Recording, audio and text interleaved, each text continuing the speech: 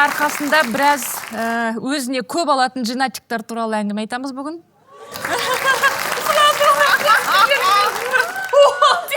Бүгінгі тақырыпты білмей келгендер бар ма? Да? У нас бізде әр шығарылым, әр эпизод бір тақырыпқа арналады. Приложениеден шыққандарды әр тақырып әртүрлі теманы аламыз, біз? Бүгінгі тақырып женатиктерге не жетпейді?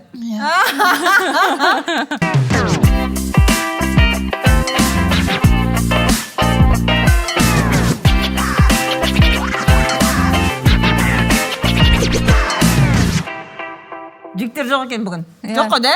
Кеше көңілдестер туралы айтып, мына жерде ашыналар туралы айтып, тақырып болды. Біраз жараның аузын аштық десе. Бүгін енді женатиктердің құлақтарын өзіміз қыздармен отырып. Қыздар просто кімге женатиктер жазып көрді? Это же почти сколько? 30%? 20%? Мен просто, мен 30-қа дейін мен ондаймен кездесіп көрмегем, да? 30-та қазір 2 посттың біреуі сол туралы скриндар. Мен айтам, мынау жігіттер вообще қайда қарап жатыр, ойланбай ма кішкене, қалай қорықпайды, неге қорықпайды, неге ұялмайды? Жарайды, қорықпайды, неге ұялмайды? Олардың кәдімгідей фотолар бар, скрин жазғандары, не жазған, парақшасында семьясы, бала-шағасы ашық парақшадан жазып тұр, андай бір хотя бетіне қасқыр қойып жазса да, андай ғой, енді арыстан қасқыр қойып қойса жарайды, білмейсің кім екенін. А тут кәдімгідей бетін бағырайды, табақтай сақ қойып, бала-шағасын менің балапандарым, жан-жарым деп, әкемнің 60 жылдығы, шешемнің сондайлар. Қазақтың тойы бітпесін. Сондай нәрселерді салық қойып, бүкіл туысың на обозрение тұр ана жерде, сені любой адам пробивать ете алады. Неге қорықпайды адамдар дегенде. Соны обсуждать етеміз. Это большая проблема. Менің айналамда енді қыздарға женатиктер, мынандай бар ғой, жазған емес, тікелей айтқандар өте көп. Медиа саласында қыздардың барлықтары. Сен сияқты жүрсің ғой енді. Андай ғой, көзімді бақырайтып қойып, мынандай болды, таңғы монтаждан қайтып бара жатамыз. Бір танымал адам студиядан шығып келе жатыр, біздің артымыздан шығады, давай сигнал басады. Кеттік. Біз енді бүкіл Қазақстан біледі ғой, оның әйелі бар екен, баласы бар екен. Біз жоқ аға, қыздар болды, майыспандаршы неге деп, андай бір болады ғой, саған бір одолжение жасап тұрған адам сияқты. Саған бір тегін бір түйе беріп, соны жетектеп алып, неге сендер оған менің жақсылығымды алмай тұрсыңдар деген сияқты. Ол жақсылық қой жаңағы. Ол солай, оказывается, біз андай бар ғой, біз өзімізді сата алмайды екенбіз. Олар сол нәрсені жақсылық қып ұсына алады екенді. Қыздар шанс сендер үшін. Шанс, понимаете, сол адаммен бірге. Қыз жылап сол кезде біз не істедік? Біз енді андай айтады ғой, көбінесе қыздар өздері сұранып тұрады, жалаң ағаш болады, жаңағы майысады, бірдеңе жаңағы сындыруға тырысады деп. А біз ойлашы, монтажкадан шыққан адам, андай үстімізде куртка, жаңағы джинсы, басымыздан май басымызға шапка басып алған.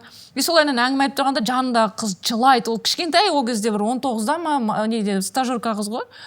Не істедік, біз не жаздық деп же, просто так. Бәрін көріп сағандай ғой. Тебе ничего не страшно. Мен айтам ғой, қойшы.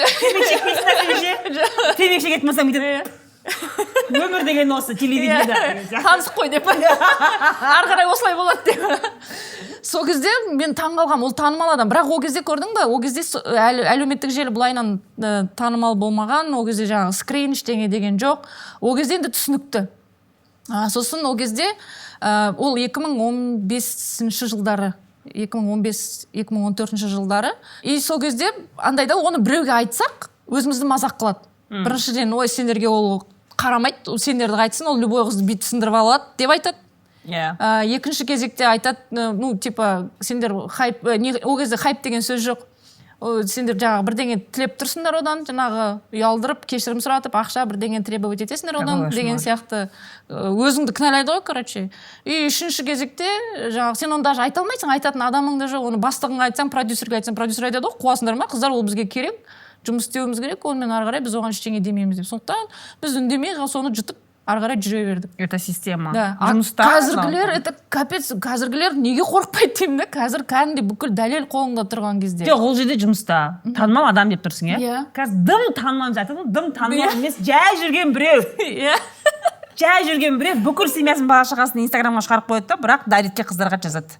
қарындас қай жылқысың деп қай жылқысың деп түсінбей жатырмын голосовой жібер деп ұрғашы жылқымын деймін, анау да қана қызда қоймайды, молодец. негізі менің подружкам бар да, она стилист, вообще красивая девушка. Әдемі болғанда страшно. Сол әдемі болғанда страшно. Она близкий друзьясына Тиндердағы жаңағыдай анкеталарды салады. Нельзя же біреудің данныйларын көрсетуге болмайды ғой, но так как она сидит в Тиндере, ищет себе партнера, жігіт тапқысы келеді да. Прямо открыто мужчины пишут, прям анкетасы жазып қояды, женат, ищу отношения на стороне деп. Тиндерда сол көп екен қазір. Кімде бар Тиндер? Ол не деп сұрақ қойсаңдаршы, хотя бы өтірік болса да. Никак қызда бар екен. Вот Тиндерда, енді они же люди хотят, ну это дейтинговое приложение, яғни өздеріне свиданияға іздейді. Өз бөлінеді ол. ЛГБТ-нікі бөлек, гетеронікі бөлек. Неге жағдай жасалған дейсің ғой? Бәрі жасалған. Иә, бәрі жасалған. Сондықтан да сен анкетаңды толтырып, қарым-қатынастан не қалайтын, өзіңнің жаңағы презентационный неңді анкетаңды толтырасың да, соответственно, ищешь себе партнера. Кто хочет встретиться. Ну, и дейтинг, и приложение примерно саған сенің запросыңа қарай анкеталарды ұсына бастайды. И сол анкеталардың ішіне өте көп шығарады. Вот, подругам постоянно близкийға салады ғой. Маған не жетпейді, мазақтаймыз оны еще отырып ше. Ну реально, вот, он так и пишет, я женат, ищу отношения на стороне деп. Представьте, да? Сұрамадыңдар ма, не үшін іздейді екен сонда, вот, не үшін? Не деп сұрайсың оған, ол үшін сен оған, онымен анкетаң ұнайды деп оған перепискаға шығу керексің да, понимаешь? Қиын дейсің ғой ол кісі. Да, и мен подруга айтып, сұра деген кезде, ну, они так и пишут, да, для отношений на стороне, там, типа, даже есть те, которые предлагают, типа, содержание, буду содержать деген сияқты. Прямо открыто вот так вот ищут. Чего не хватает женатикам? Не жетпейді оларға? Как вы думаете? Ой, блин, менде бір жағдай болған, сондай тоже водитель компаниядағы жүргізушіміз өзі болады ғой, бір сап-сары, шик сары жігіт та. Сосын, и ол біздегі бір қызға қырындап қоймайды. Самооценка күшті сор, не? Иә, сосын жаңағы қырындап қоймайды. Біз білеміз оның әйелі бар екен, жаңағы. Ондай әкелген сайын, жаңағы бір машинамен бір съемкаға шыққан сайын, ой, анау мынау не жақсы көресің, жаңағы гүл қандай жақсы көресің, тамақ қандай жақсы көресің. Сосын ана қыз ергіп отырды да, мен суши жақсы көремін деді да. Сосын бір кезде келіп тұр ше, мен саған бір нәрсе алып келемін дейді. Сосын анда магазинде болады ғой, арзан қара роллдар ше, андай ше. Болады ғой бір ең арзан перекусқа бүйтіп жейді. Соны әкеліп тұрады, сен үшін алып келдім. Маған жерде бүкіл офистің бәрі анаған қарайды ғой. Сен не серьезно айтырсың ғой. Это мужчина женат. Ол соны суши деп ойлап тұр ананы. Он женат. Он женат. Он и настолько считает себя крутым. Ол анау ойлап тұр, соған одолжение жасап, мен жаңағы сүйікті тамағын әкеліп тастадым деп тұр ғой. Подгон саған. Иә, подгон. Сен енді аяғанды итчесің. Не, сам подгон.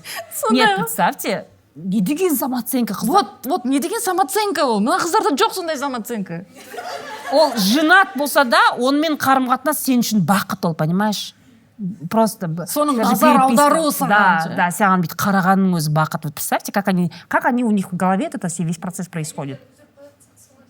Әйелдер, сен күштісің деген сайын олар басқаларға бар тексеріп келейді. Ну, сосын үйіне барып әйеліне сен өтірік айтыпсың ғой, маған шын қарамайды. Сөйте ма? Не? Әйелдер самооценкасын көтереді дейсіңдер ма? Может быть. Андай неше түрлі курстар өтіп алғансыңдар ғой? Андай ше, күйеуіңе тек қана мақтайсың. Оның жамандығын жасырып, жақсылығын асырып деген сияқты. Ну, шыдан кейін шығар.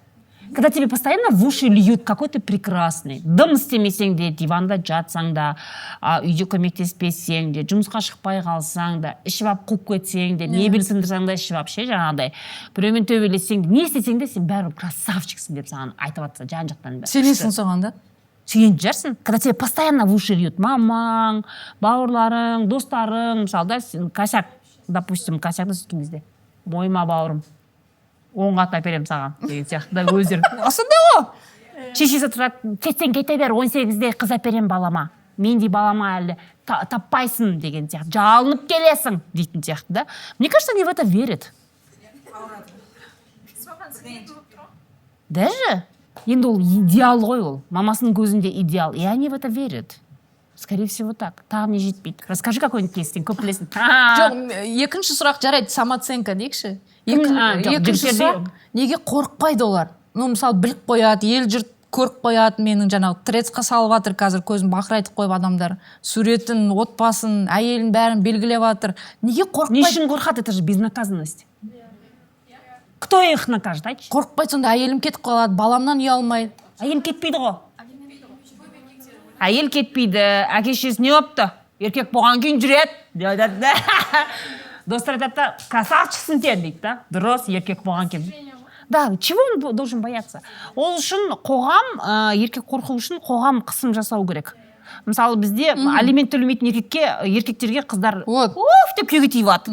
Нафига, я не понимаю. Сосын еще мақтанып отырады, менің күйеуім, ана бывшиймен сөйлеспейді, балаларымен араласпайды деп мақтанып отырады. Маған ғана принадлежит деп. Он алиментчик. Ақшта мен құрбым тұрады. Она вышла замуж за американца. Гражданский бракта, бұрын үйленбеген, бірақ гражданский бракта баласы бар. Бұрын болған. Сөйтеді да, бірақ қызы басқа штатқа көшіп кетеді да, бывшая девушка. Басқа штатқа көшіп кетеді да, баланы маған ештеңе бермей ақ қой балаға, ақша да бермей, өзім қараймын деп, она, забрала ребенка. И он через суд добивался, чтобы балаға жаңағыдай мен оның тәрбиесіне қатысуым керек деген нәрсеге. Он через суд добивался. Почему? Потому что ол жақта заң қатал ғой. Ол жақтан андай, егер де әйел бір күні отырып та, бұл балаға осы уақытқа дейін қараған жоқ қой. Деп, егер вдруг сотқа беретін болса, а там будет факт того, что он реально не интересовался жизнью, суд будет очень жесткий. Жұмысқа алмайды ол жақта. Қоғам алиментчиктерді қатты қысады. Бізде қыспайды ғой. Бізде сол бухгалтер әйелдер алиментчикке көмектеседі. Айлығын азғырып жазып беріп, қалған наличкамен шығарып береді, чтобы он не платил, понимаете? Олар жазалам, неден қорқады, айтшы? Не үшін қорқу керек ол, айтшы? Ну, білмеймін, мен ұят қой. Мен ұялар еді, но мен ұялшақ шығамын. А представьте, ұят деген нәрсе только әйелдердің басында бар да, оларда жоқ. Иә. Просто ол шын сен айтып отырғаның расында да, мысалы, әйел бір көзіне шөп салатын болса, жаңағы әйел жас жігітке жазып солайынан оның скрины трецқа таралатын болса, ол әйел қара бет. Болды ғой, ол қазақстанда өмір сұрамайды, ол өзгертіп, ол шетелге көшіп кету керек болды. Все, у нее нету шансов, ол жұмысқа басқа қалаға барса да, мынау ана әйел ғой дейді. Иә. Помните, депше, шанс жоқ оған өмір сүруге. Жынысын өзгерту керек. Ол тек атын өзгертіп шетелге кету керек болды, у нее шансов нет, ол күйеуге де тимейді. Мысалы, даже қазір қыздар мынау харассмент бойынша немесе жаңағыдай маған домогаться етті деп әлеуметтік желіге шығып жатыр ғой. Ол қыздарға сол әлеуметтік желіге шығып, сол проблеманы айту, бұл слишком үлкен риск, потому что, возможно, она потом нормальные отношения не найдет. Бетіне баса береді. Бетіне баса береді. Даже нормальные жігіттер будут ее бояться. Понимаете, когда девушка выходит. Сондықтан да бізде қыздарға даже осы жаловаться етіп, осындай мынау маған тиісті деп айтудың өзі, это страшно. Признаваться в этом страшно, да? А оларға не болады ау? Біз қоғамда егер қарасақ, действительно, әйел егер сондай тұрмыстағы әйел, басы бос емес әйел біреуге сондай сообщение жасаса, боже, позор. А жігітке ничего. Жоқ, сонда біздің қоғамның екі жүзділігі ғой, былай қарап тұрсаң. Вот айтады бәрі, кешеде сол тақырыпты айтып жатырмыз, отбасын сақтау керек, балалар тәрбиелеу керек, дейді. Бірақ отбасын жасайтын екі адамның біреуіне ойына келген істеуге болады, екіншісі аузын жауып отыру керек. Не істесе де көзін жауып, аузын жауып, ана маймыл құсап отыру керек. Естімеймін, көрмеймін, білмеймін деп. Сосын мынандай нәрсе бар ғой. Егер еркек жүріп кетсе, значит ол отбасында оған керек нәрсе алмапты да. Сондай нәрсе бар ғой. Опять-таки да, ол жүреді, бірақ кінәлі әйел. Әйел үйде бала шағасымен сай шығып жүрген әйел почему-то кінәлі да. А он вообще не участвует в семейной жизни. Проблема же в этом. Ол қонақ қой үйге. Үйге қонақ. Бізде еркек қонақ бізде. Қыз қонақ дейді. Қыз қонақ, қыз кетеді дейтін еді. Бізде еркек қонақ қой. А еще ұзатуды бізде қыздар жатады дейді. На самом деле біз жігіттерді ғой ұзататын. Шешесі жаңағындай ше, нәскиін жуады, тамағын бәрін дайындап береді да. Тура сөйтіп әйелінің қолын тапсырады. Менің балам мынандай жейді, мынандай жейді. иә ұлымды ренжітпе деп. По сути вот все что вот бізде ана дәстүр соны айтып тұрған мұғалім деді, иә еще сол айтқан сосын айтып тұрған адам мұғалім деді, сөйтіп айтып тұрған. Ренжітпе біздің баланы енді деген. Представляете, да? То есть былай қарағанда осы негізі әлеуметтік желілердің арқасында ғой, осыған дейін біз осы ертегіге сенетін едік. Иә. Еркек жүрсе әйел кінәлі, ол значит үйде оған әйел керек нәрсені бермейді деген нәрсеге сенетін едік. Одан кейін қыз ұзатылады, қыз қонақ деген сенетін едік та, жауапкершіліктің бәрі еркекте дегенге. А по факту бүйтіп қарасақ әлеуметтік желі бәрін ашып қойды да бізге. Жауапкершілік түгелде әйелдің мойнында. Отбасы үшін бала шаға, туған туыс, ақшаны үнемдеу бәрі әйелдің мойнында. Бүкіл микроменеджмент әйелдің мойнында, иә. Ұзатылады бізде жігіттер. Он же получается как қалың малға 1-2 миллион береді да, и ана жасаудың бәрін 10 миллионға қыз алып келеді. Полный упаковка алып келеді да. Кім ұзатылып жатыр вопрос? Мне кажется, жігіт ұзатылып жатыр. А потом он мамкасы келеді да үйге, біздің бала андай жейді, кеспені қолмен тура, ол андай не істемейді. Екінші күн қыздырып берме тамақты, да, жылтып берме тамақты. Ол азанда не жейді, мирасик азанда жұмыртқа жемейді, оған ыстық тамақ. Да, вот сөйтіп барып ұзатады ғой. Получается все наоборот, все, что нам рассказывали все это время, оказывается наоборот. Мы, девочки, лохи. Представляете? И андай ғой, хотя бы ойлайсың ғой, жарайды енді арғы дүниеде бір батамды алатын шығарым деп. Сөйтсе хор қыздарын оларға береді. Бізге бір штук хор жігіт жоқ. Шын ғой? Ойлай, әйтеуір сүмірейіп жүресің ғой, жарайды енді ана жаққа барғанда бір 70 жігіт келер деп. Қинала тұрайық деген жоқ, айтады саған өзің күйеуің дейді ғой соны. Твою мать! Да что же это такое деп. Өмір бақи сенің қаныңды қасықтап шетті, еще анда жақта еще саған ол бұйырады қайттан өзіңе. Еще қасында 80 қызбен келеді ол. Иә. 80 ба, 70 ба, қанша? 70 ба? Нешеу? 70. Вот представьте. Бонуспен там 2-3 беру мүмкін. Вот тебе в этой жизни так, там еще хуже. Понимаешь? Масқара ма? Что за фигня? Все что-то несправедливо. Не жетпейді жинатиктерге. Тамағы төселген, там ыстық, киімі жуылған, үтіктелген, бала-шағасы туылады, бала-шаға өзімен өзі. Мынандай сылтау бар ғой. Енді ұлы сөздің ұяттығы жоқ. Мен сүйікті комедиям бар, Копы в юбках деген. Көргенсің бе? Сандра Баллок ойнайды. Сол жерде жаңағыны плохой полицейский ойнайтын келіншек, жаңағы проститутканы ұстап тұрған, жезөкшені ұстап тұрған, енді төлеп ақшасын енді алайын деп жатқан жігіт ұстап алады. Осынан ұра бастайды, сен үйде әйел бала-шағаң күтіп отыр ғой, сен не істеп жатсың мына жерде? Менің әйелім недавно 4-ші баланы туды, уже мен түк сезбеймін, короче, маған деген нәрсе.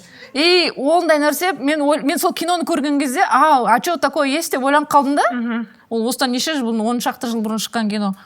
Сосын кейіннен әлеуметтік желіде сол туралы оқығанда қазақтардан былай оқыған кезде еще бізде неше түрлі тренерлар бар ғой, үлкейтеміз, кеңейтеміз, тарылтамыз дейтін. Солардың бәрін оқыған кезде мен таңғалдым, еркектерге ол кәдімгідей сылтау екен. Мен уже түк сезбеймін деген. И маған сол, и әйелдер көбінесе соған көнеді екен. Соны түк сезбеймін деген кезде сендер екінші жағын ойламайсыңдар, иә? Ол может сезбейтіндей шығар.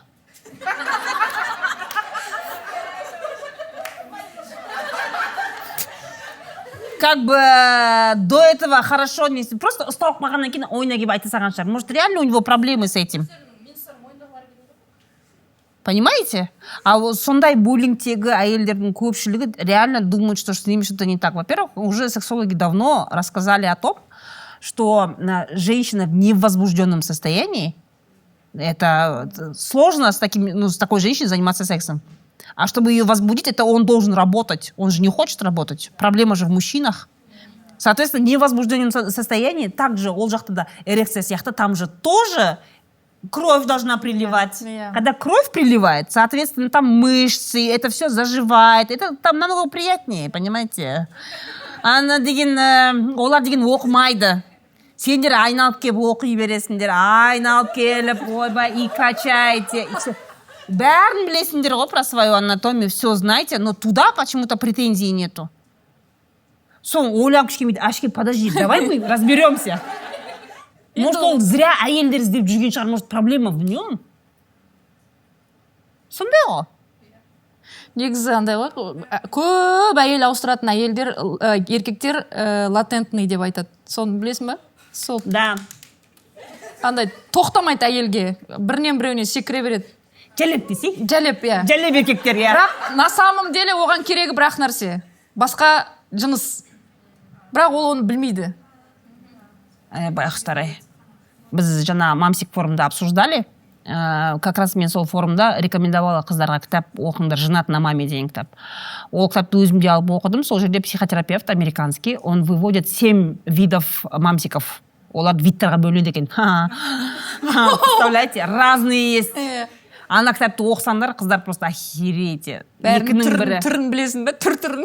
Сен уже бит көзің ашылады, ты начинаешь этих уже мамсиков видеть везде. Сканировать. Везде. Женат на маме. И сатып алып оқысаңдар, мен соны айттым сториста, осыны алып оқыңдар деген күні, сол күні бүкіл маркетплейсте сол кітап тасылып қалды ғой.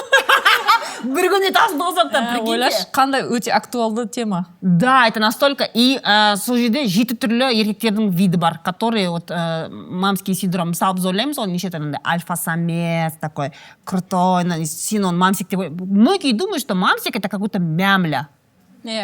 Анда еще бүйтіп, үйден шықпайтын, компьютердің алдында отыратын ботаник деп ойлайды. Трикосы мына жерге дейін, көзінде очки. А есть сол 7 түрлі мамсиктердің ішінде золотой мальчик деген түрі бар.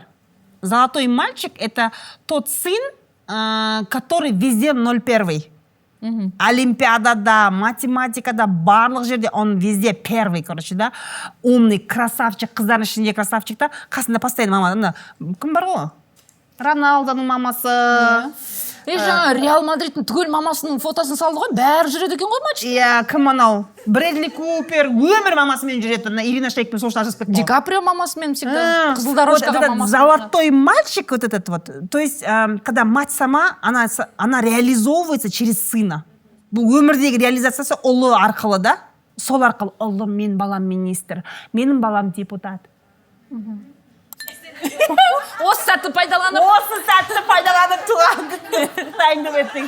Это тоже вид маменькиного сыночка, қыздар. Когда вы думаете, что вот такие альфа-самцы, которые елдің алдында жүретін, вот этот синдром, зависимость, созависимое отношение с матерью, он үлкен проблема. И этим должен заниматься психолог. Вот один из видов это вот золотой мальчик, еще один вид это бабник, который вот просто не может строить нормальные отношения. Вообще мамсиктердің проблемасы это же олар туылғаннан бастап олардың өміріне шешім қабылдайтын мамасы ғой. Они по сути ответственность за свою жизнь не берут. Они не умеют это делать. Олар үнемі мамасымен ақылдасып отырады. Мынау дұрыс па. Жасы қаншаға келсе де мамасымен ақылдасып отырады. Ең жаңағы көрнекі виді это когда они деньги решают вместе. И эмоционально каждый шешімін, даже жұмыстағы карьерадағы шешімін мамасымен ақылдасып отыратындар. Да, то есть они делают карьеру, но все равно они мамасымен, мама осындай болып жатыр жұмыста деген сияқты постоянно сұрап отыратын, да. Көбісі думают, что это хорошие уважительные отношения с родителями, это не так. Взрослый человек, он сам должен взрослым, как бы сам для себя решать свои проблемы. А ол өйтпейді, да. Соответственно, вот человек, мужчина, он зависим от матери, шешім өзі қабылдамайды. Шешім қабылдамағаннан кейін ода ответственность жоқ.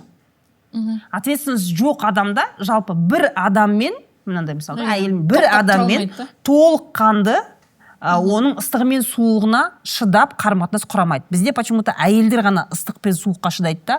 Соның ыстығына, соның бұзықтығына, соның не істегеніне ертең жеңем деген сияқты. Неге еркек шыдамайды? Почему, например, в браке женщина тоже может быть в депрессии. Послеродовая депрессия это очень часто встречающаяся проблема. Одан бөлек оның шаршауы бар, да? Мысалы, бүкіл бірінші, екінші, үшінші сменаның жұмысын жасайды. Не, әйелде нерв жоқ па? Әйелде истерика жоқ па? Да, әйел шаршамайды ма? Неге оның сол ауыртпалығын ол да ыстығы мен суығын көтермейді? Проблема сода ғой, еркек сондай қарым-қатынастағы ыстық пен суығын шыдамайды да, он хочет, чтобы бәрі гүлденіп тұру керек. И сендер де жаман үйретіп аласыңдар да, вам надо, чтобы қанша шаршап тұрса да, күйеуің келетін кезде әтір сеуіп бүйтіп тұрасыңдар да. И он не знает, что вы на үйдегі жұмыстан ше. И, соответственно, ол сол жаңағы тұрмыстық өмірдің ыстығы мен суығына ол сол нәрсе сол жүкті көтермейді. Көтергісі келмейді.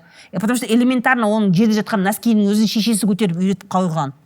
То есть вот эта безответственность, она и в отношения тоже транслируется. Он не хочет вот этот брак, он не может, не умеет нести брак ответственно. И сәл уже, Екатерина сылтауы бар ғой, ше, жена пилит все время. Она же не пилит же. Она же просит помощи, помоги. Мияқты заебойся одна, балалармен көмектес, үйінде. Говорит, жена пилит. Содан кейін басқа қатынға кетіп қалдым. Это безответственность. То есть, когда еркектер айтады, әйелім миым жеп қойды, әйелім төсекте слабый, әйелім бір бәле деген әңгіменің бәрі, это говорит только об одном, что не жена плохая, а то, что он безответственный. Да, это, то есть, былай қарағанда, мынандай бар ғой даже вот этот синдром жесть, когда у мужчины двойственность. Это дихотомия у него во взглядах, оның әлемінде әйелдер не святая, не падшая. Екі-ақ түрлі әйел бар оның көз арасында. Он әйелдерді екі группаға ғана бөледі. Святая это мать, мен балаларымның анасы. Он ертең сен балаларды қалай сүйесің? Сен балаларды қалай сүйесің? Төсекте андай жасауға болмайды. Представляешь? Даже настолько, потому что мать это святое. А вот это плохое можно делать... Вот. Типа біреу инкубатор, ол сен балаңды жасап береді, онымен тек қана бала үшін ғана, а басқасыменен... Можно. Можно. Вот сондай дихотомиясы бар, ер заматтар бар. Они на полном серьезе так думают. Просто пообщайтесь с парнями. Онша-мұнша. Әне. Қазір бізде қыздар шыққан, үйленетін жігіт, жүретін жігіт.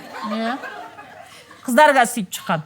Жүретін жігітті білесің бе? Ха-ха, хи-хи, анау, такие шутники, там потусоваться, по клубам, по стендапам ходить. Ол ертең бірақ семьянин болмайды. Семьянин ол ботаник, үйге ровно барып келетін жігітке үйленеді. Үйленетін жігіт, жүретін жігіт болады қыздар. Білесіңдер ғой да? Біледі. Вот. Все, болды. Бөліп тастадық осылайдан десең.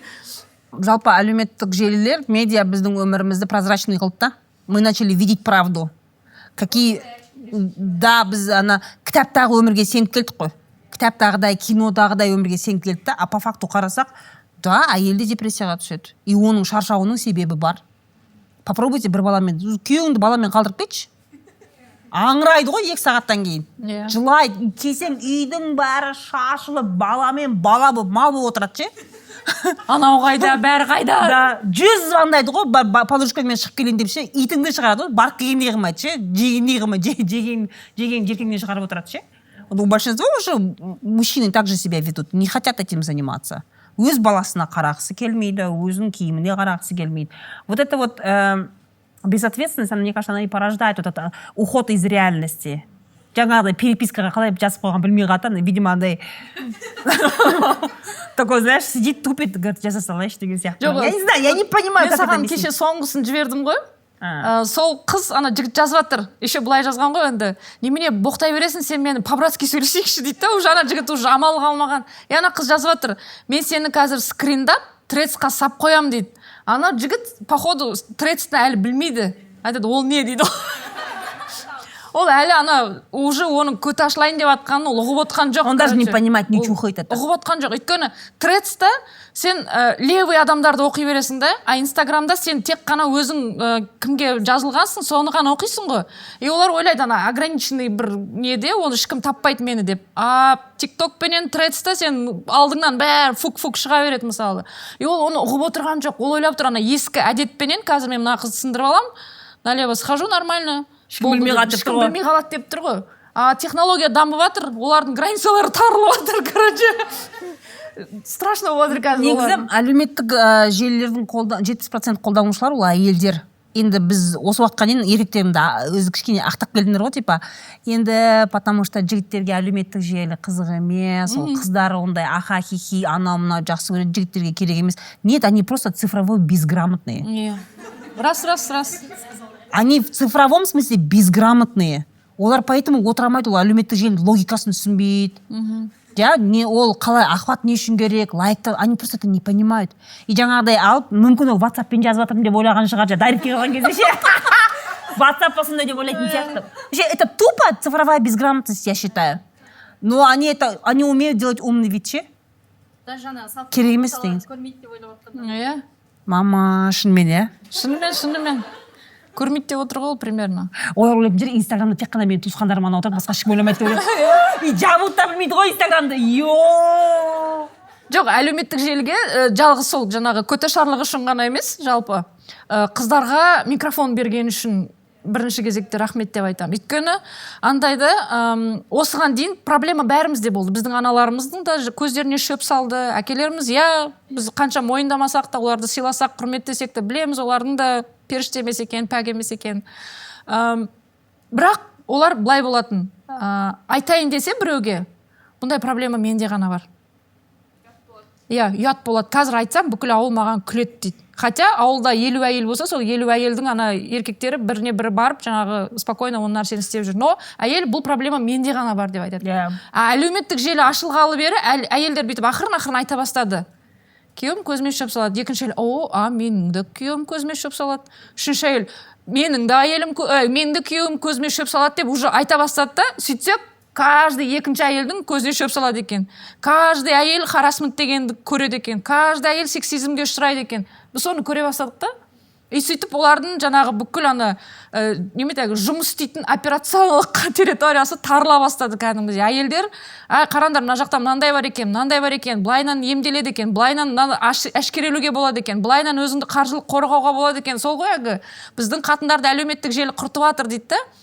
Шын мәнінде әлеуметтік желі қатындарын құртып жатқан жоқ, олардың территориясын жаңағы ер азаматтардың, тырнақшаның ішінде ер азаматтардың территориясын тарылтып жатырмыз кәдімгідей. Ана болады ғой, қоршап келе жатырмыз, ана қойларды қабайды ғой. Сейчас. Кір, бара деп қораға кіргізіп жатсың да, ақырын, сосын шетінен бауыздаймыз барлығын. Еще технологиялар күшті қолданып жатыр ғой қыздар. Қазір мысалы, когда пишут вам женатики, вы же их просто блокируете. А вы просто так не блокируете. Атын сақтап барып блокируете. Атын сақтап қасына женатик деп жазып қойыңдар. Get контакттан басқа қыздар, когда будут пробивать, тауып алады. Сосын бірдеңе жезде, бірдеңе қайнаға, қайным деген сияқты, сонда қайнаға, бір нәрсе деген сияқты сонда жазу керек. То есть, чтобы другие девчонки, когда проверять еткен кезде біліп қойды. Бірдеңе бажа, мысалы, күйеуің бажаларын бәрі бажа деп жазып қойсын. Марат бажа деп та, сол кезде мынаның қатыны бар екен деп та. То есть қыздар, когда пробивает парня, он женат, не женат, сол кезде get контакттан шығып тұрады. Уже понятно. Поэтому мы таким образом, қыздар негізі көбісі сөйтіп не істейді. Бір-бірлеріне сөйтіп женская солидарность. Женатик деп жазып барып блокқа тұрыңдар. Сохраняйте имя женатик деп. Женатик 2 баласы бар деп. Да, 2 баласы бар. Деп қойды. Олар жазады ғой солай неше түрлі. Да. Они же еще и очень долго скрывают. Они умеют скрываться. Сонда мамсик форум ше, не хайп болатқан кезде ма, или они так привыкли, что ли? Привыкли. Короче, сол мамсик форумда мынандай историялар келе бастады. Короче, қыздар жазады да, жігітпен сөйлесіп жүрген кезде да, кешке қарай не істеген кезде, мама мұрсат, телефонмен сөйлесем, мама мұрсат деген сөйтіп. И мен соған сенбеймін ба, мен білмеймін ғой, мен соған лоқпын ғой. Жігіт сөйтіп айтам ба? Енді жүріп жүр ғой. Сосын, мамам ренжиді, анау қыздармен сөйлескенім жақтырмайды, анау деп айтады екен жігіттер. Сөйтіп мен сол историяны шығармаймын ба, сөйлескен сөйтсе қыздар арасында, бля, қасқыр ғой бізде. Қыздар жазады да, сука, ол женат дейді да.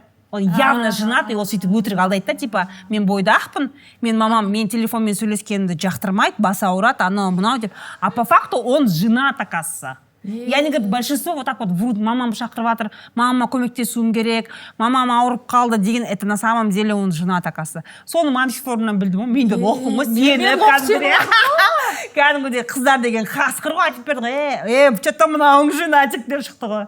Сразу. Бірақ мамам қыздармен сөйлескенім ұнамайды деуінің өзінің подозрительно ғой уже.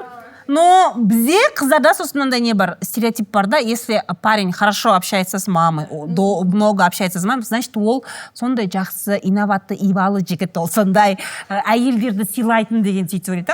Блин, көбісі сөйтіп күйеуге тиіп кеткен ғой. Вот мамсик форумдағы қыздар, которые сейчас живут с мамсиками, они все говорят, мен сол мамасымен қатты араласқанға, ол сондай анасын сыйлап тұрса, мен де сыйлайды деп ойлап, лоқ болып тиіп кеткен ғой. Сөйтсе, оның әлемінде, оның өмірінде бір ғана әйел бар да, ол мамасы. Бұл почти тоқал болып шығып жатыр ғой. Тоқал, служанка, инкубатор. Просто тебя нету, ты третий человек в отношениях, понимаешь? И это большая проблема. Жаңағы «Женат на маме» деген кітап бар ғой.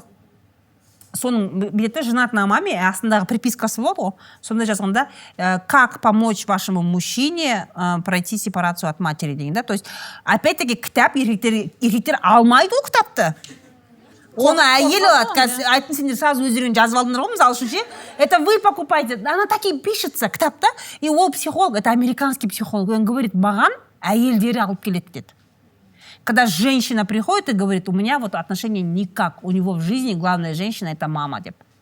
Әйел келеді, сосын они обе, врачи бар, бәрі бар, жабылып его уговаривают, слушай, тебе помощь нужна, пожалуйста, лечись деп. Не деген сияқты ғой, апаның қолын жібереміз. Апаның қолын жібереміз. Вот это. Соны осы біздің әйелдер ғой, соны істейтін. Обожаю біздің әйелдерді. Жібереміз апаның қолын. Обожаю этот мем просто.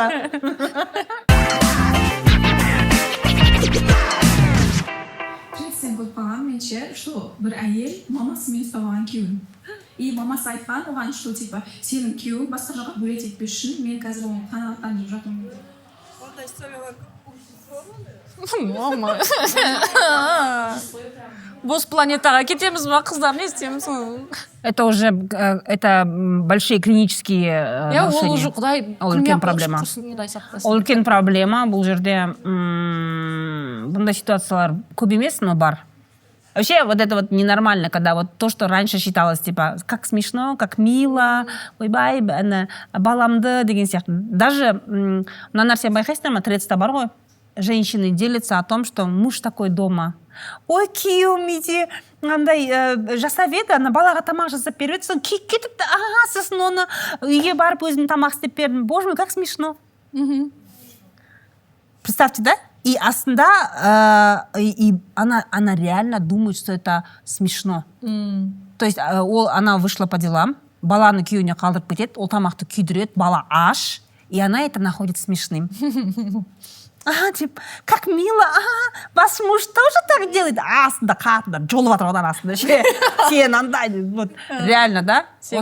Да, сондай арқылы көруге болады, это бытовой импотент. И почему мужчина так делает? У нас был выпуск, скоро шығады сол нәрсе. Біз именно говорили про бытовых импотентов, и как они избегают, мысалға да, ол біліп тұр, что ол жасау керек, жасауға міндетті екен. Біледі де, бірақ ол әдейі жасамайды.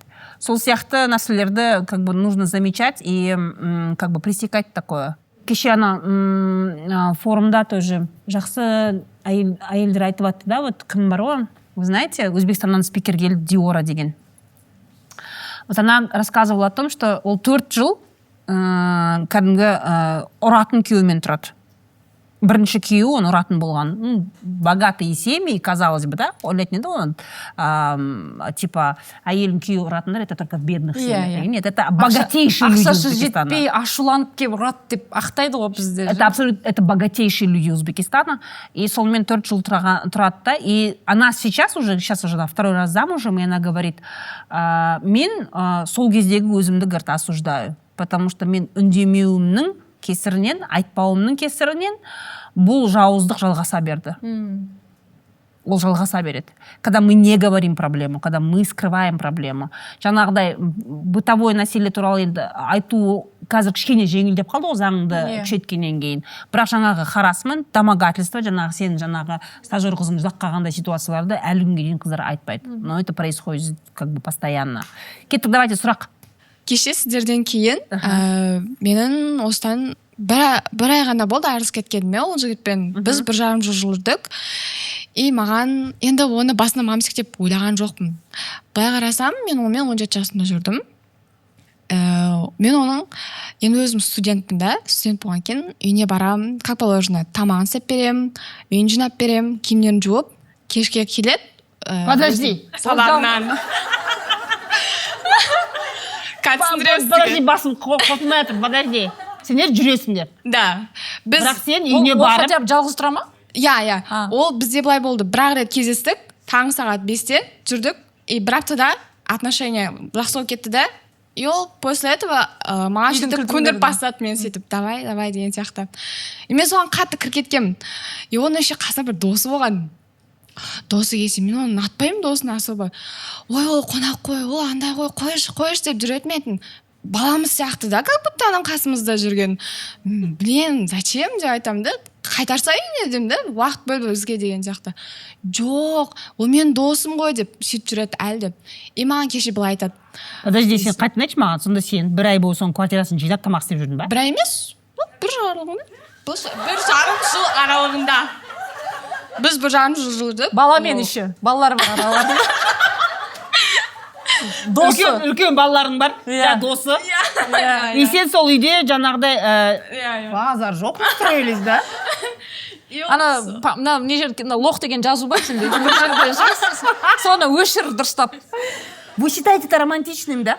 Нет, я не считала. Қыздар сендер бар ғой, үйде жақсы көретін жігітінің де бүйтіп, кішкене тамақ істеп, не істеп жүрген соны романтика көресіңдер, иә?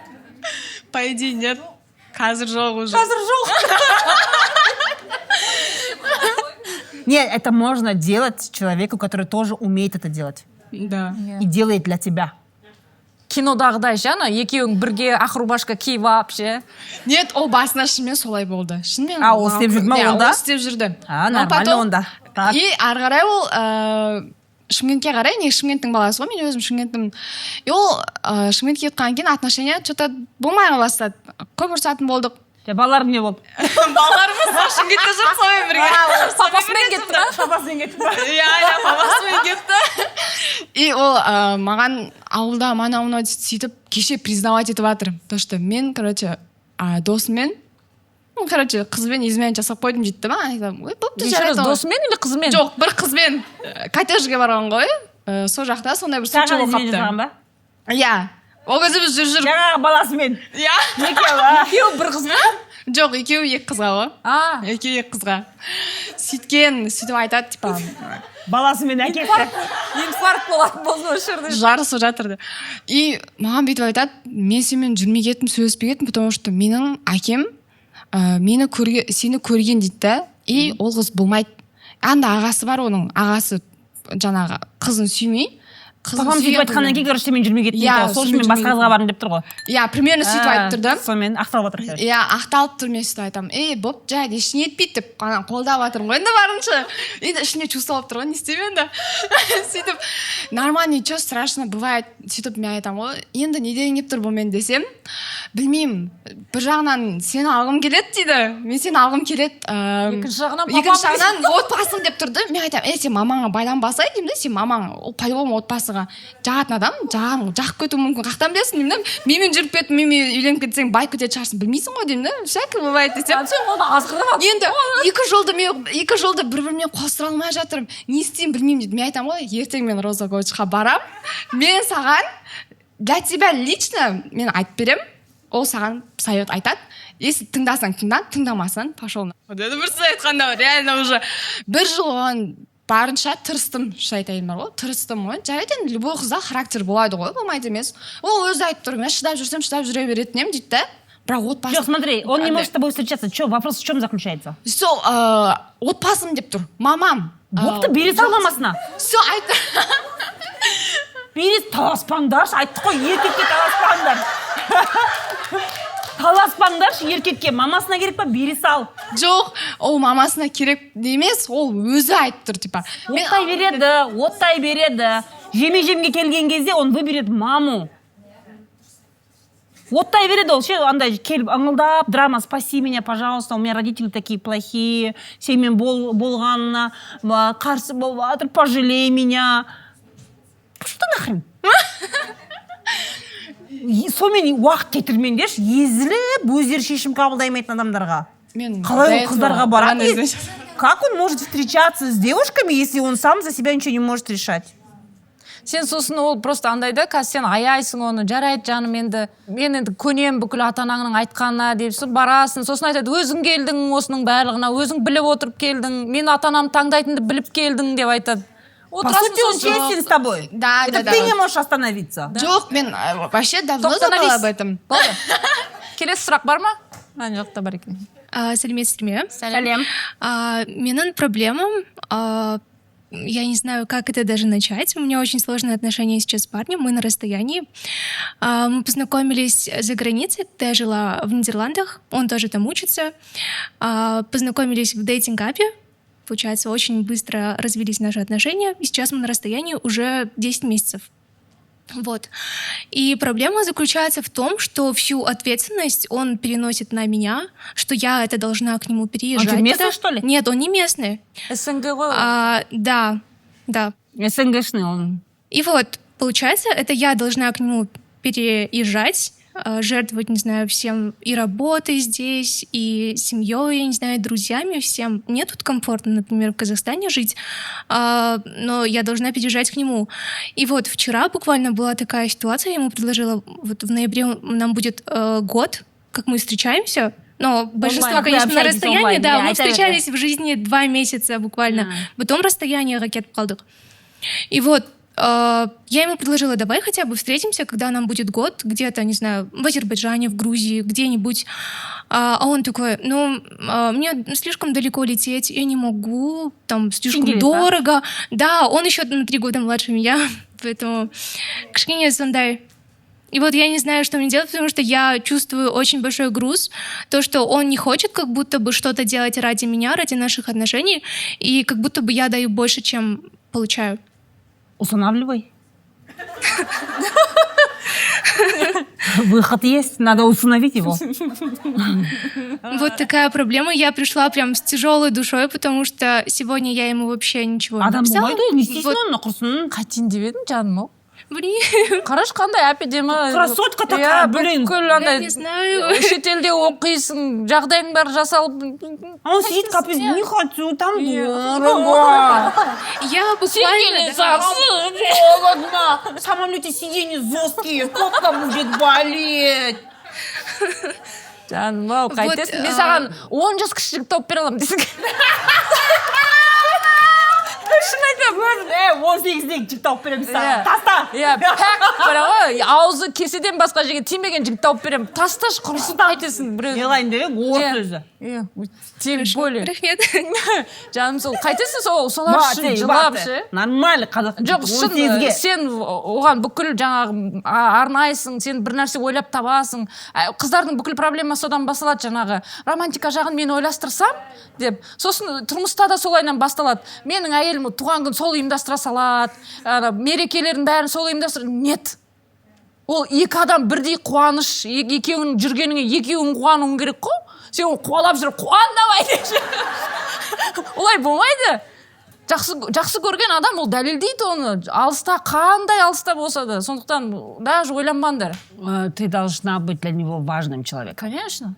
Вот сейчас, в последнее время, я этого совсем не чувствую. Ну, и то есть очень расстояние тоже обидно, мешает. как будто, да. Мен түсінемін, егер ол айтып тұрса, менде қазір ақша жоқ деп тұрса, ол маған ұшуға алыс, ема дейді. Акша жоқ деп те айтады. Да. Это Акша тоже жоқ деп проблема, да. И то, что вот он не может... Как будто бы ему очень сложно это дается, что вот я буду лететь к тебе туда 10 часов с пересадкой, а то, что мне то же самое, вот лететь 10 часов и с пересадками, его это не волнует почему-то. Когда хотят, могут.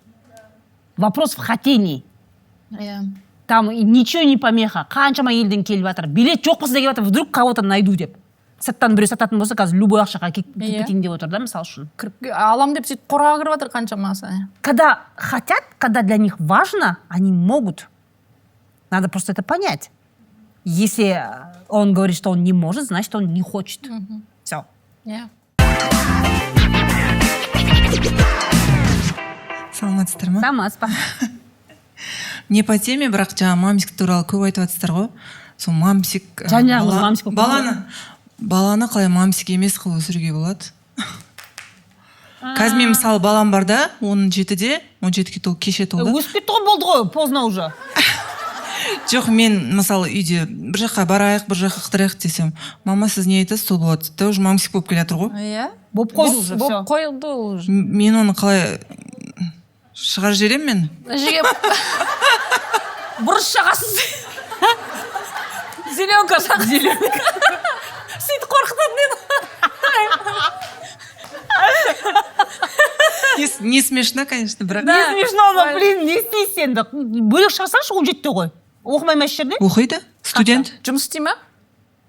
17 жаста ғой, студент қазір оқиды. Тәте, мен 14 жаста бірінші зарплатамды алып, қарбыз тасып кәдімгі Жазда каникулда жұмыс істеді, конечно. Істесін ары қарай. жұмыс істесін. Бос уақытында Он балда должен сенің работать, айтқан не он болады? должен работать, он должен быть занят все время. Кеше ғана бұл тақырыпта айттық қой жаңағы финансовый сізден сепарация жасау керек. Ол өзінің ақшасына өзі жауап беріп үйрену керек бірінші кезде. Жазда жинаған ақшасын бәрін қазір студент кезінде жаратып жүр. Менен ақша сұрамайды.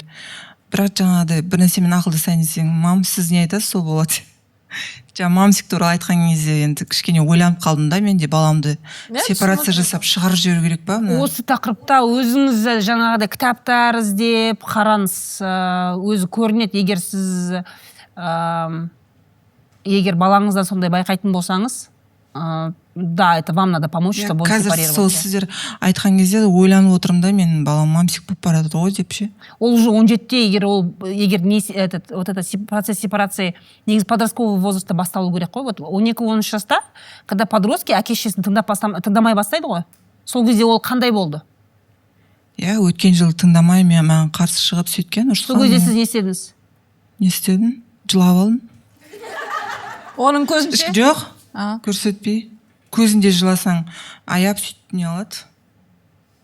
Кешіріңіз деп. Вот когда вот ата-анасы авторитет болмай, 12-13 жаста вот это вот начинается уже психологический сепарация. Өткен жылы ұбт-дан енді аз бал алып қалды да, сосын мен айттым да, сен ұбт-дан аз алып қалдың. Болашақта қандай оқуға түсесің, тұсамайсың ғой мына балмен деп сөйтем. Соның бәрін бетке басу керек па деп маған қатты айқайлады. Сол кезде қатты өзім неғып қалдым да. Балам өсіп қапты ғой деген сияқты. Баланың айғайлаған өскені емес. Жоқ, дауыс көтергені маған бірінші рет болды да сол кезде. 15 жасында. Но ол жерде бар ғой, ол бір жауапкершіліктен дауыс көтеріп тұрған жоқ ол жерде сізге ше. Ол просто манипулятор жасап тұр. Иә, ол таза манипуляция жасап тұр. Бірінші олардың жаңағы өздерінің сепарациясы, ол өзінің ісіне жауапкершілік алғанда көрінеді. Егер ол айтса, оны бетіме басты деп емес, егер жоқ мама маған бұл оқу керек емес, мен басқа жолмен оқуға түсейін деп жатырмын деп жатса, ол басқа әңгіме. Ол уже саналы түрде өзінің болашағын ойлайтын адамның әңгімесі. Сен маған мен бетіме неге баса бересің, мен оқып жүрмін ғой, мына көріп жүрсің, ол уже басқа әңгіме. Ол уақытында ұл балаға болсын, қыз балаға болсын жауапкершілік беріп үйрету керек та. Мысалы, мен балам биыл оқуға түсіп дайындалды өзінің қалаған университетіне, бірақ университеттің внутренний экзамен тапсырамады. Он провалил. И, конечно, ойлайды да қазір әке-шешем көмектеседі, анау-мынау деген сияқты. Ну, я говорю, сына, өзің қалай дайындалдың, өзің не істедің, осының жемісін көр. Балың қай жерге жетеді, сол универге түс. Солай тапсырды негізі қазір. Я, и при этом вот оқығаныңда түсетін едің, неге өйтпедің сен оңбаған, мен саған тәрбиеледім деген ондай әңгіме болған жоқ. Просто вот это по факту, вот ты старался, вот это твоя возможность. Жемісін же, сенің жауапкершілігің. Қазір мысалы бөлек шығарып жүрсем, и так балдармен квартираға шығамын деп сөйтіп жүрді, сосын мен айттым да, квартираны қалай төлейсің? Мен саған квартираны не оплачивать не собираюсь. Иә. Мен қалада мысалы 2 квартирам бар, мен 2 квартирам бола тұра, сен қалада басқа біреумен тұрасың ба деген ой болды да, бірақ өзіне айтқан жоқпын. Енді қазір оны сепарацияға шығарып жіберсем, екеуміз көрсін да. Он должен как бы попробовать это. Ничего страшного. Өлмейді. Өзінің ақшасын тауып көрсін, өзінің тамағын жасап көрсін, өзінің киімін жуып көрсін. Ол да үлкен жауапкершілік қой. Қазір түн ортасында шығармаңыз, бірақ. Жоқ. Съемкадан кейін үйге шақтамайды. Бар құройың еді. Олай емес. Попробуй өзіңіз кішкене осы мәселе, мен бүйтіп сырттан айта салу қиын да. Психологпен сөйлесу керек. Күнде жұмыс істеу керек та онымен. Я, это работа. И жалпы ұл баланың тәрбиесі бәрібір әкесіне байланысты болу керек. Әкесі жоқ, соны ажырасып кеткенбіз. Әкесі болмаса, онда ер баланың, вот көп қыздар осындай ғой, не әкесі болса да, болмаса да, есть мужчины, которые вообще не участвуют в воспитании мальчика.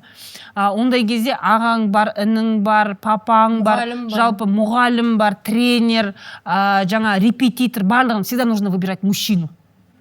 Бүкіл тренерлары максимально, вот шахматқа барама тренер мужчина, английский репетитор мужчина, жаңағы продленкама там тоже мужчина. Вот надо всегда, вот сондай ер азаматтың компаниясына итеру керек ол баланы. ажырасқан болсам да, даже бывает при живых отцах үйінде отыратын, вообще баласының тәрбиесімен айналыспайтын еркек болатын болса, сен неге баламен не істемейсің? Болмай ма, отырмай ма, баламен айналыспай ма, онда да, придется вот пользоваться сондай тренерлар, ұстаздар, жаңағы ағаңызға қарай, папаңызға қарай, сондай ер азаматтармен коммуникацияға итермелеу керек. Соны, яғни көру керек та, оның көз алдында. Қандай мысалы сабақтар көрсем или оқысам болады? Жаңағы «Женатна маме» деген кітапты оқыңызшы. Күшті кітап. Тапсаңыз егер, менің қызым страшно. Некрасовтың несі, материнская любовь, самый классика ол. Сіздің махаббатыңыз оны қалай өлтіретінін көрсетеді баланы кәдімгідей. Талдап, талқылап береді. Көп. Ол алаңдағаныңыз, уже алаңдағаныңыз, ол дұрыс, просто андай нәрсе ғой, ұл болсын, қыз болсын, енді Құдайға шүкір бейбіт мемлекетте жаңағы ешқандай соғыс жоқ, ертең не болады деген ой жоқ. Тұрып атқаннан кейін біз ойлаймыз, баламызбен 30-40 жылдан кейін біз бірге тұра береміз, бірге сол осының қызығын көре береміз деп ойлаймыз. Но просто представьте ситуацию, что просто бір күні сіз оның өмірінде болмай қаласыз. Сол кезде ол сізсіз өмір сүру керек қой. Кіндігіңе байланбай, емшегінен еміп отырмай, бүкіл ақылды сізден алмай, ол өз басыменен өмір сүруді үйрену керек. Просто представьте ситуацию, ол орманға жалғыз өзі түсіп қалды. Сіз жоқсыз, интернет жоқ, сіріңке жоқ қолында. Не істейді? Дұға жасап отыра бермейді, бір әрекет ету керек ол. И сондай нәрсеге біз дайындауымыз керек, ата-аналар. Біздің бірінші міндетіміз баланы бізсіз өмірге дайындау. Ал біз балаларды жаңа қорғаштай береміз, ұлды да қызды да сөйтіп қорғаштаймыз. Өткенде де бір мамочка келіп айтқан, мен қызыма түк сөткізбеймін деп. Ол да дұрыс емес. Ұлға да қызға да үйрету керек. Бізсіз өмір бар алдарыңда. Мен мысалы қазір Құдай сақтасын, неше түрлі жағдайлар бар ғой, мысалы отырып орныңда кетіп қаласың просто. Жоқ болып кетесің просто. Мен мысалы самолетке мінген сайын кәдімгідей просто баламды саған аманаттадым деп Құдайға аманаттап кетемін мысалы. Вот реально, егер мен бірдеңе боқпасам, балам өзін-өзі күн көре алатындай, хотя бы 5 күн, пока туысқандар жиналып, бүкіл жағдайын жасап бермегенше баланың. Зона комфорта да жата береді. Вот болмайды сол. Бір қызым, бір ұлым бар да, екеуі де егіз, бірге бітірді биыл. Сол қызым, оқуға түсіп кетті да, осы жаққа да түсті, шетелге де тапсырған. Сосын қызым айттым, таңдайсың, қайсысын? Сосын айтты, Қытайға кетем деді. Осы жаққа да түсіп тұрды. Бірақ Қытайға кетіп қалды. Балам айттым, сен не істейсің? Таңдайсың, қайсысын түсесің едің? Осы жақта қаламын. Сол зона комфортадан шыққысы келмейді да. Шыққысы келмейді. Әйтпесе міне мамасы сап-сау, өзіне өзі жауап бере алады, өзінің өмірін сүре алады, бірақ қасынан шыққысы келмейді, оған зона комфорта ол. Бірақ болашақта енді Құдай бетін аулақ қылсын, бірақ бытовой инвалид болғызғым келмейді да, енді ертең мысалы үйленген кезде де әйеліне көмектесіп, современный болып жүре берсе деп ойлаймын да мен қазір. Бірақ жаңа мамсиктар туралы ойлаған кезде, ойбай, мен балам мамсик болып бара жатыр ғой деп ойлап қалдым да. Үйдегі тірлікті істейсің? Үйдегі тірлікті істейді. Тамақ істейсің. Қазір қызым кеткелі екеуміз ғана қалып қалдық. Мен мысалы кешке жұмыстан келгеннен кейін ужин ішіп болғаннан кейін жуасашы десем жуа салады. Пылесос тасташы десем пылесос тасталады. Өзі жуа салмайды, сіз айтуыңыз керек. Мен айтамын. Айтпау керек. Высший пилотаж, когда он сам делает. Да. Это высший пилотаж. Өзімен өзі никогда істемейді. Вот это, видите? Высший пилотаж, ол өзі тұрып істеу керек сол. Оған санасы жету керек та, мына нәрсені сол санасын жеткізу үшін білмеймін не істеу. Сөйлесесіздер, әңгімелесесіздер, коммуникация арқылы, түсінісу арқылы, иногда конфликт арқылы шешуге болады. Толық нұсқасын көргіңіз келсе, дәл мына сілтеме арқылы өтіңіздер.